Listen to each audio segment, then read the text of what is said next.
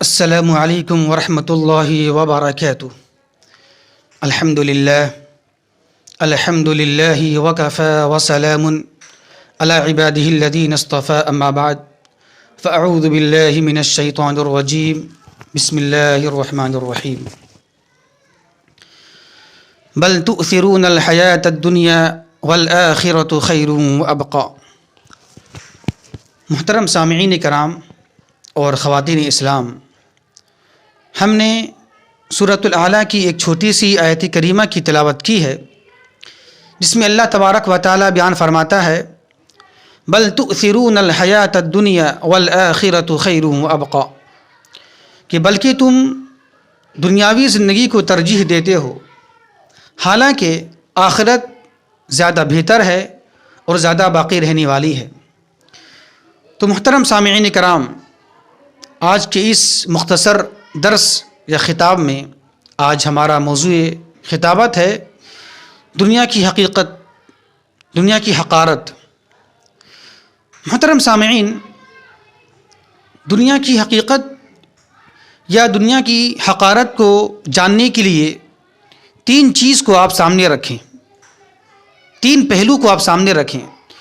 دنیا کی حقیقت اور دنیا کی حقارت آپ کے سامنے آ جائے گی۔ وہ کیا ہے؟ پہلی چیز کہ دنیا کی ہر چیز عارضی ہے، دنیا کی ہر چیز عارضی ہے، مستقل نہیں ہے، پائیدار نہیں ہے، چاہے وہ صحت ہو، چاہے وہ جوانی ہو، چاہے وہ مال و دولت ہو، چاہے وہ بیوی ہو، بچے ہوں، والدین ہوں، رشتہ دار ہوں۔ دنیا کی بڑی سے بڑی نعمتیں یہ مستقل نہیں ہیں بلکہ یہ عارضی ہیں۔ یہ بہت بڑی بات ہے۔ چاہے ہم دنیا کی نعمتوں سے بالکل مالا مال ہی کیوں نہ ہو جائیں، دنیا سے دل لگا لیں ہم، تو ہر وہ نعمت جو مجھے دنیا میں ملی ہے، چاہے وہ اپنی ذات کے اندر ہو یا ذات کے باہر ہو، دنیا کی ہر نعمت، ہر چیز، ہر شے یہ عارضی ہے، یہ مستقل نہیں ہے۔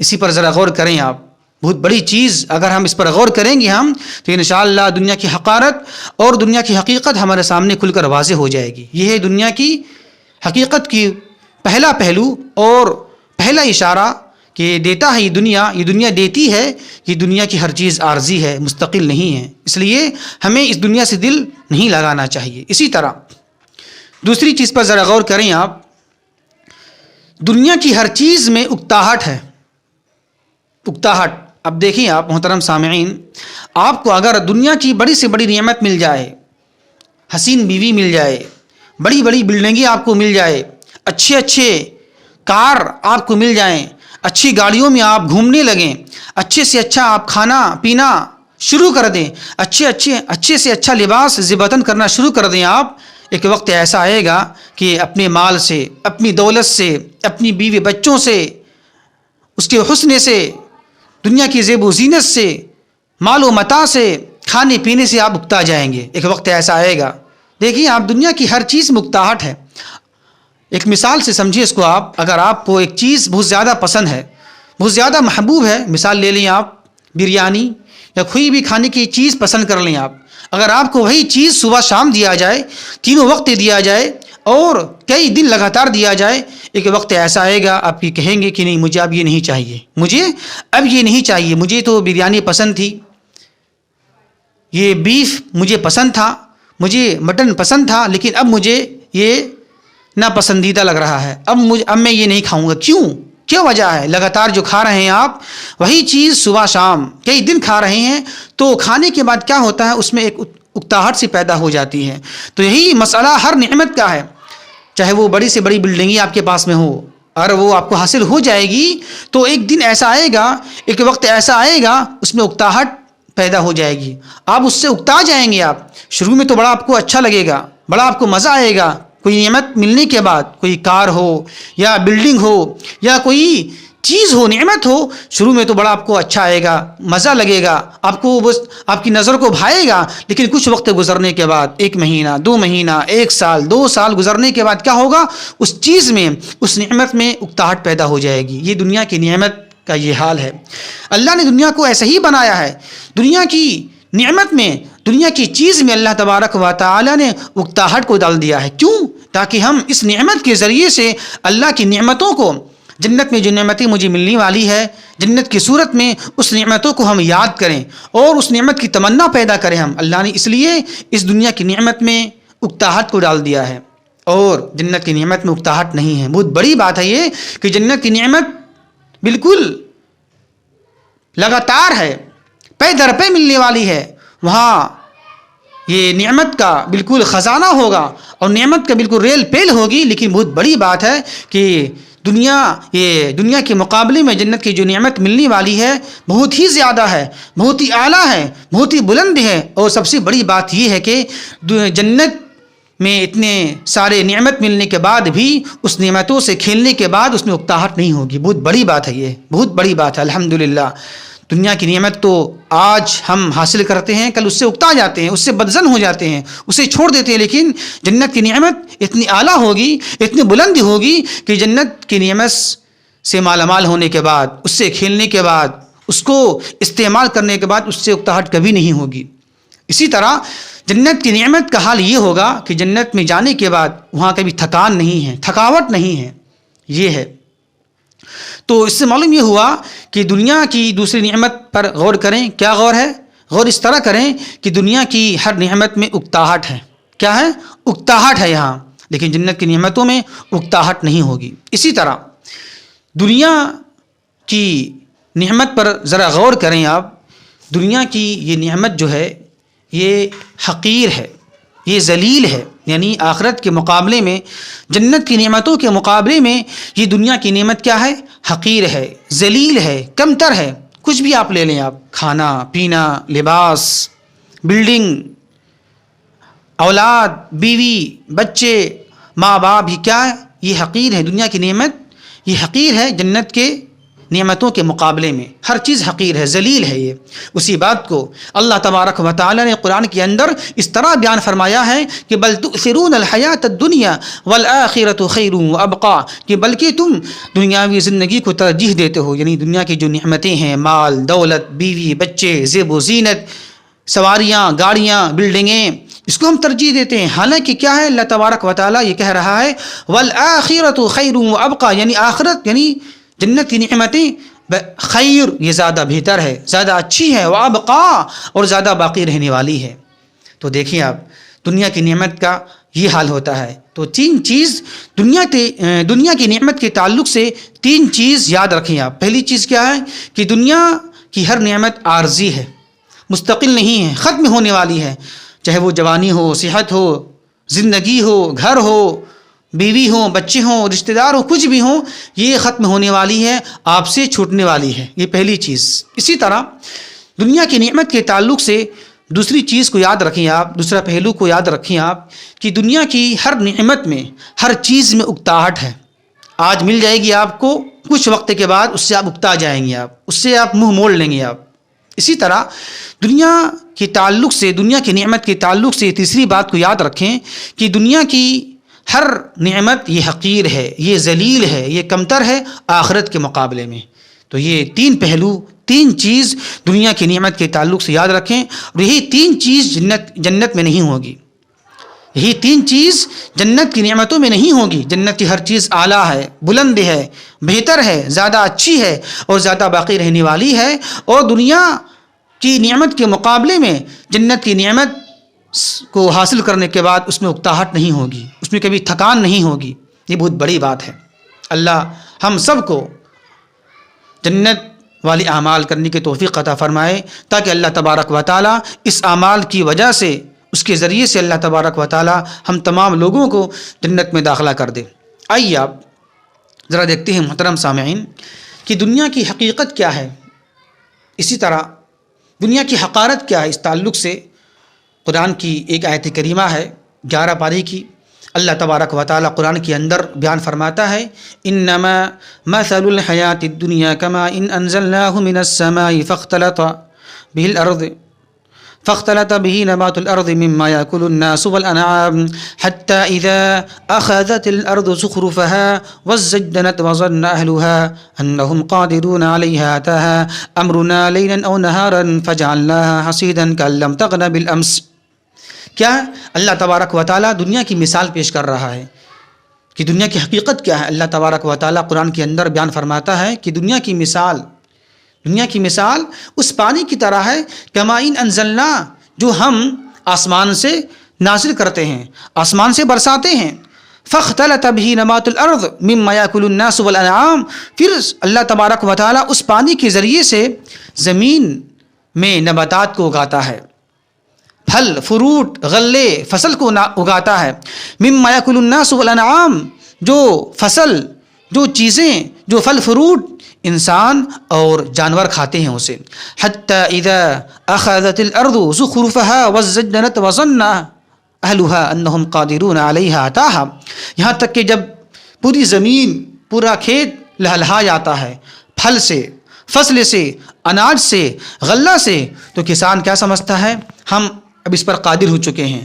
اب ہم اس کو کاٹنے والے ہیں، اس فصل کو، اس اناج کو، اس غلے کو ہم اب کاٹیں گے، اب یہ ساری چیز میرے قبضے میں آ جائے گا۔ تو اچانک کیا ہوتا ہے، اچانک رات یا دن میں اچانک اللہ تبارک و تعالیٰ کا اس کھیت پر عذاب آ جاتا ہے اور وہ کھیت بالکل چٹیل میدان کی طرح ہو جاتا ہے۔ کل تک جس کھیت میں، جس میدان میں، جس زمین میں پھل فروٹ تھے، فصل تھے، اناج تھے، غلہ تھے، آج اسی زمین میں، اسی کھیت میں اچانک کیا ہوتا ہے، اللہ تبارک و تعالیٰ اپنا عذاب بھیج کر، اپنی مصیبت کو بھیج کر وہ جگہ، وہ کھیت چٹیل میدان اللہ تبارک و تعالیٰ کر دیتا ہے۔ یہی مثال دنیا کی ہے۔ کیا مطلب ہوا؟ مثال دینے کا مطلب کیا ہے؟ مثال دینے کا مطلب یہ ہے کہ اللہ تبارک و تعالیٰ نے یہاں مثال پیش کیا ہے، دنیا کی مثال پیش کیا ہے کسان سے۔ جس طرح ایک کسان محنت کرتا ہے، مشقت کرتا ہے، سردی کے ایام میں، گرمی کے ایام میں، کبھی وہ موسم کو دیکھتا نہیں ہے، سردی ہو یا گرمی، برابر وہ کوششیں کرتے رہتا ہے، کھیت میں، زمین میں ہل چلاتا ہے، نگرانی کرتا ہے، اس کی دیکھ ریکھ کرتا ہے۔ کیوں؟ تاکہ اس کی فصل کاٹیں گے ہم، جب اناج پیدا ہوگا، غلہ پیدا ہوگا، تو اس فصل کو، اس اناج کو ہم کھائیں گے، ہمارے بیوی بچے، ہمارے اولاد اور ہمارے خاندان کے لوگ اس فصل سے، اس اناج سے فائدہ اٹھائیں گے۔ تو اسی کے نتیجے میں اور اسی وجہ سے وہ کسان دن رات محنت کرتا ہے۔ لیکن جب کیا ہوتا ہے، محنت کرنے کے بعد، کوششیں کرنے کے بعد، اس کی محنت کے بعد جب اس کھیت میں اناج پیدا ہوتا ہے، فصل اگ جاتا ہے، پتے لہلہا جاتے ہیں، ہر طرف ہریالی چھا جاتی ہے، تو اچانک کیا ہوتا ہے، اچانک اللہ تبارک و تعالیٰ رات یا دن کے کسی حصے میں عذاب نازل کر دیتا ہے، اور وہ عذاب جب آ جاتا ہے تو ساری فصلیں، ساری اناج غلے تباہ برباد ہو جاتے ہیں، اور وہ اس طرح ہو جاتا ہے جیسا کہ چٹیل میدان ہو۔ تو اسی طریقے سے ایک انسان دنیا کی زندگی کو، دنیا کی نعمت کو حاصل کرنے کے لیے، دنیا کے مزہ لوٹنے کے لیے کوششیں کرتا ہے، محنتیں کرتا ہے، رات دن اس کے پیچھے دوڑتا ہے اور کوششیں کرتا ہے۔ جب اس کا وقت آتا ہے اس چیز کو حاصل کرنے کا، تو اچانک کیا ہوتا ہے، اللہ تبارک و تعالیٰ اس کی موت قبض کر لیتا ہے، اس کی وفات ہو جاتی ہے، اور وہ دنیا کی جو پانی کی جو وہ کوششیں کیا تھا، محنتی کیا تھا، ساری اس کی محنت ضائع برباد ہو جاتی ہے۔ تو یہ ہے دنیا کی مثال۔ ہم کیا کرتے ہیں، آج دنیا کے پیچھے دوڑ رہے ہیں، اچانک کیا ہوتا ہے، اللہ کا فرشتہ آ جاتا ہے اور مجھے لے کے وہ چلا جاتا ہے۔ تو یہ ہے دنیا کی مثال۔ اللہ تبارک و تعالیٰ نے دنیا کی مثال کے ذریعے سے ایک کسان کی مثال پیش کر کے اللہ تبارک و تعالیٰ نے ہمیں یہ سمجھایا ہے، جس طرح ایک کسان محنت کرتا ہے، مشقت کرتا ہے رات دن، لیکن وہ فصل، وہ اناج اسے غلہ حاصل نہیں ہوتا ہے، اسی طریقے سے جو لوگ دنیا کے پیچھے بھاگنے والے ہیں، اس کی مثال وہی کسان سے ہے، وہی ہل چلانے والے سے ہے، کہ ایسا کسان جو محنت تو کیا، مشقت تو کیا، لیکن مشقت کرنے کے بعد بھی وہ دنیا کو حاصل نہیں کر پایا۔ تو ہمیں چاہیے کہ ہم محنت مشقت صحیح انداز سے کریں، صحیح طریقے سے کریں، تاکہ ہم آخرت کی نعمتوں سے مستفید ہوں اور مالا مال ہو جائیں۔ اسی طرح دنیا کی حقارت کو اس طرح سمجھیں آپ، مسلم کی ایک حدیث ہے، جناب محمد الرسول اللہ صلی اللہ علیہ وسلم بیان فرماتے ہیں کہ دنیا آخرت کے مقابلے میں ایسے ہے جیسا کہ ایک بڑے سمندر میں اپنے انگلی کو ڈبائے اور وہ پھر نکال کے دیکھے کہ اس سے انگلی میں کتنا پانی آیا ہے۔ تو جتنا پانی انگلی میں آیا ہے وہ کیا ہے، وہ دنیا ہے، اور جتنا پانی جو سامنے میں ہے، سمندر میں ہے، دریا میں ہے، وہ کیا ہے؟ وہ آخرت ہے۔ جناب محمد الرسول اللہ صلی اللہ علیہ وسلم نے اس طرح مثال دے کر سمجھایا ہے کہ اگر ہم اپنی انگلی کو سمندر میں ڈالیں، پھر نکالیں اور دیکھیں کہ اس انگلی میں کتنا پانی آیا ہے، تو یہ جو پانی آیا ہے انگلی میں کتنا پانی آئے گا؟ معمولی سا پانی آئے گا، بالکل پانی بھی نہیں ہوگا، بالکل ذرا سا بھیگ جائے گا، وہ ذرا سا تر ہو جائے گا۔ تو جناب محمد الرسول اللہ صلی اللہ علیہ وسلم یہ کہنا چاہ رہے ہیں دنیا آخرت کے مقابلے میں ویسا ہی ہے جیسا کہ جو پانی آپ کی انگلی میں آیا یہ دنیا ہے، اور جو سمندر ہے وہ آخرت ہے۔ یہ ہے، اس سے پتہ یہ چلا کہ دنیا یہ حقیر ہے، یہ کمتر ہے، یہ ذلیل ہے، یہ عارضی ہے، یہ مستقل نہیں ہے، اور اس کے مقابلے میں آخرت یہ لا فانی ہے، لا زوال ہے، ختم ہونے والی نہیں ہے۔ اسی طرح ایک اور انداز دیکھیں آپ دنیا کی حقارت کا، دنیا کی رذالت کا، دنیا کی حقیقت کا۔ مسلم کی ایک حدیث قدسی ہے، اللہ تبارک و تعالیٰ یہ کہتا ہے، اے ابن آدم، اے اولاد آدم، اگر تیرے اگلے اور پچھلے سارے انسان اور سارے جنات، مطلب یہ ہے کہ دنیا جب سے پیدا ہوئی ہے شروع سے لے کر آخر تک سارے انسان اور سارے جنات ایک میدان میں جمع ہو جائیں، ایک جگہ جمع ہو جائیں اور مجھ سے اپنی اپنی خواہشات کے مطابق ہم سے سوال کریں، تو ہر شخص کو، سب کو میں وہ چیز عطا کر دوں گا۔ اس کے بعد بھی میری دولت میں اتنی بھی کمی نہیں ہوگی جتنا کہ سوئی کو سمندر میں ڈالنے سے کمی ہوتی ہے۔ الحمدللہ، یہ ہے اللہ کے پاس نعمت۔ اللہ کے پاس اتنی نعمت ہے کہ اگر اللہ تبارک و تعالی دنیا کے سارے لوگوں کو، سارے انسان کو، سارے جنات کو اس کے مطابق، اس کی خواہشات کے مطابق دیتا رہے، پھر بھی دینے کے بعد بھی اللہ کے خزانے میں، اللہ کی نعمت میں اتنا بھی کمی نہیں ہوگی جتنا کہ سوئی کو سمندر میں ڈالنے سے کمی ہوتی ہے۔ یہ ہے اللہ کے پاس، دنیا میں کچھ بھی نہیں ہے۔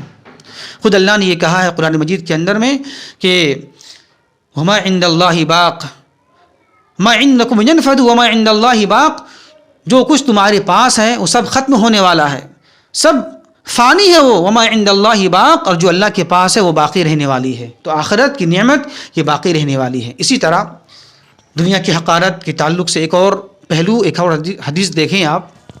ایک مرتبہ کیا ہے، ایک مرتبہ جناب محمد الرسول اللہ صلی اللہ علیہ وسلم اپنے صحابہ کرام کے ساتھ کہیں جا رہے تھے، راستے میں تو دیکھا ایک بکری کا بچہ مردہ پڑا ہے، مرا ہوا ہے، اس کا کان کٹا ہوا ہے۔